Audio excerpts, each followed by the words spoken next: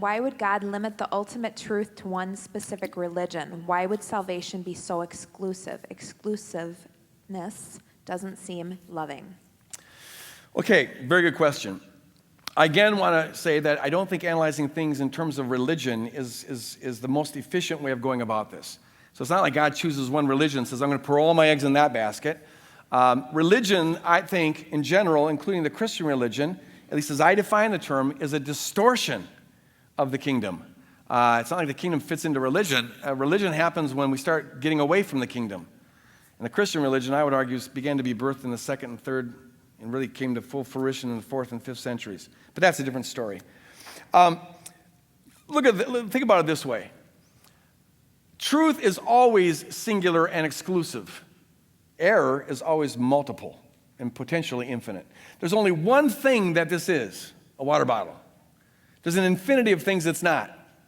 An orangutan, a bicycle, an aardvark, or a star.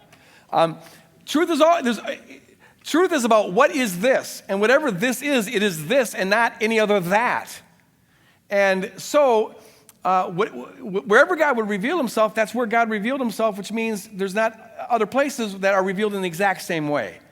I don't have to say that God never revealed himself in any other, tradition or whatever. I think God's revealed himself everywhere.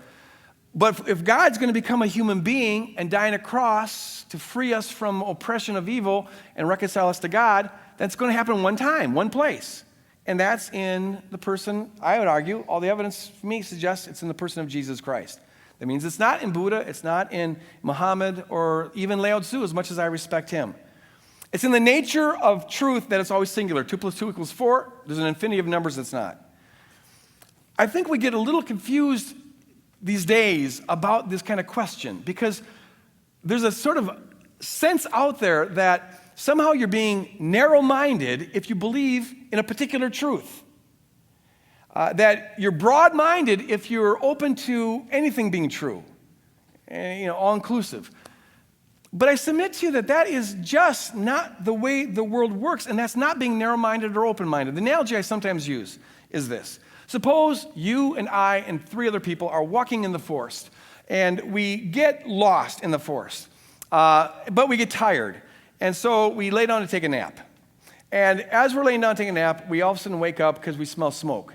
And we see that there's a fire going on all around us. We got to get out of this forest. And we're trying to remember how we got here. Turns out there's 5 different paths we could take. There's 5 paths. So now we got to figure out what path did we take to get here? Because that's the only path we know for sure will get us out. Now we will talk about which path is the most appropriate path. I might say, here's the path, and I'll give you some reasons why I think it's the path. You'll say, no, I think this is the path. And you might give me some reasons for thinking that that's the right path to go down. Someone might even say, oh, why are you guys being so narrow-minded? Don't you know that all paths will lead you out of this burning forest? Well, see, that's not being broad-minded to say that all paths will lead you out of the forest. You might be right, but you might be wrong. It could be that only one path for sure is going to lead you out of the forest and save your life. What we need to do here is not talk about which path is narrow or broad or anything, but ask what reasons do we have for believing that this path is the right path. When folks say, hey, come on, all truths will get you to heaven or whatever, all religions are the same, well, that's not being broad-minded. That may be true, but it may be false. The probability of that being true is just as much as if I say Jesus Christ is the Son of God and no one else is. What we need to do here is ask, why do you believe what you believe? And I'll tell you why I believe what I believe. But we're both being equally narrow in doing that because truth is always narrow. This is a water bottle and not an aardvark or any infinity of other things. And so truth is always exclusive.